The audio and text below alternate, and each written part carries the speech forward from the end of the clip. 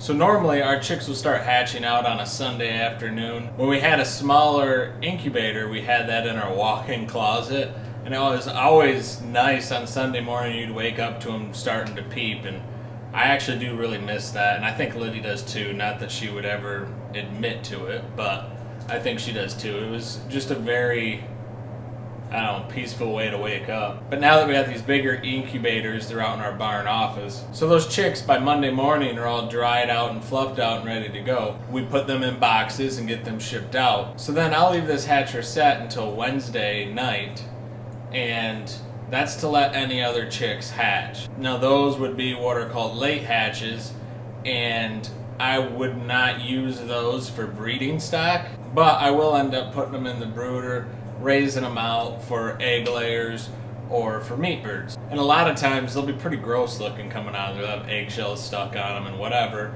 but after a while they're fine and look like any other chicken. I just don't want those genetics of a late hatch being passed on. So then that's kind of the touchy part. Like, what do you do with the rest of them? There's still chicks that are stuck in their shell. There's, you can't help them hatch. Usually by Wednesday, they're either hatched or they're dead. So what I'll end up doing is feeding all the eggshells and eggs to my pigs, and the pigs love it.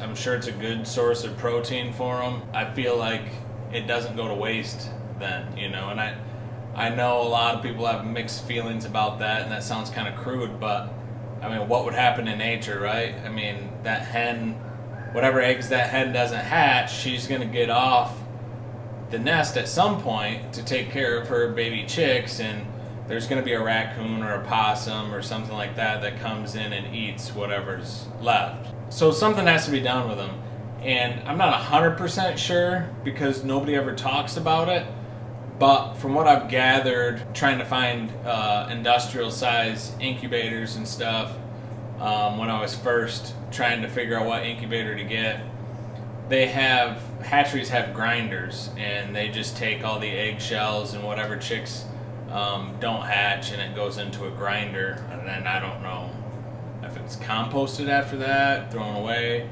I'm not 100% sure. So it's something to think about. I mean, it happens. Not every egg's going to hatch, and not every chick is going to get out of its shell. So what you do with it, you got to make that decision as a homesteader, and you got to think about that when you're buying chicks and supporting somebody else. What are they doing? Are you comfortable with what they're doing, and do you believe in that? I mean, me personally, I like to give it as much respect as possible. So I'm going to start out with vacuuming this thing out. This is kind of a dirty job. It leaves quite a mess in here, but this is what I love about the Sure Hatch hatcher. Even their smaller models, they have nice big doors on them, and they're not that deep. This one I can literally get inside and clean, which is really nice. Your smaller models, like the one Walker Farm Fam has, I'm sure Cassie's not climbing in that and cleaning it out, but it's definitely a lot easier than, say, the Brenzies I had, where they were so deep and narrow I could hardly get my fingertip to touch the back. So how do you clean that out really well? And I don't think I ever really did. And on those Brenzies, they have an air cavity in the back for airflow, which I guess probably works good, but how do you clean that out? There's no easy way. You have to unbolt the whole thing. So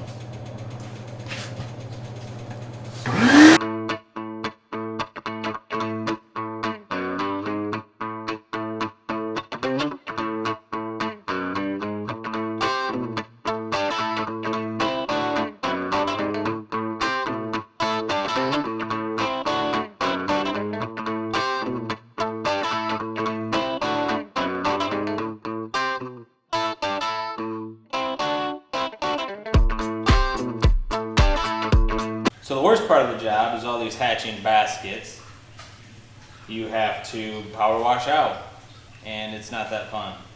And I'm often thinking, there's got to be an easier way. And I noticed, your big hatcheries, they have wash conveyors that you send them through and they come out the other end clean and sanitized. And obviously that's not gonna work for me. I can't afford something like that. It wouldn't be worth it. But even your mid-size hatcheries, ones that are much larger than I am, they just got a cement floor and a power washer. So that makes me feel a little better. They haven't come up with anything better, so I must be doing what I'm supposed to be doing, I guess. But this is definitely the least fun portion of it. And the more chicks I hatch, the more baskets I have to wash.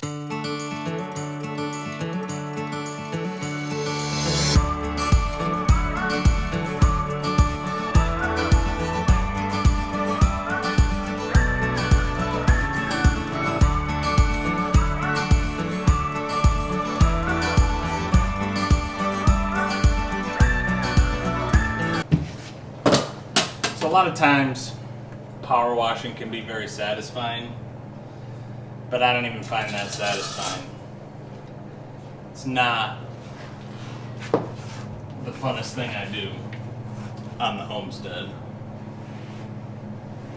I can't wait to be able to pass that job on to one of my kids. But this is just hot soapy water that I go through and scrub this hatcher down from top to bottom. These Sure Hatch incubators are nice. They have a real smooth finish to them and clean up really easy. I've been real happy with that, real impressed.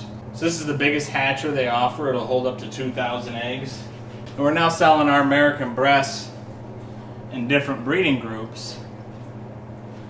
So this is nice because it's got plenty of hatching baskets. We can separate each breeding group out into different hatching baskets and label them so we know what breeding group each chick came from. Alright, so now I'm going to put everything back in.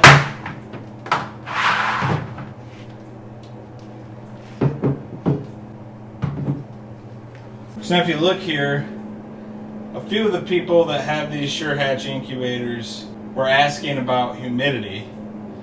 And with this black tray that you fill with water, if you push that black tray all the way against that back wall, your humidity will skyrocket. If you pull it more towards the middle or towards the front, your humidity will go down. It does also have these controls from the outside because once you close it, you don't want to open it back up. That's how I've been managing my humidity in here, and it's seemed to work very well.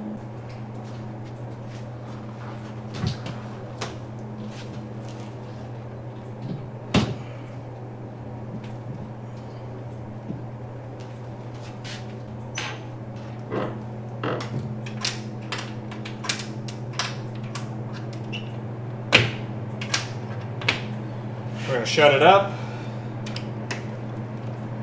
In the morning, after it's dry, up to temp, everything's good, I'll spray it down with some sanitizer and then start putting the eggs in.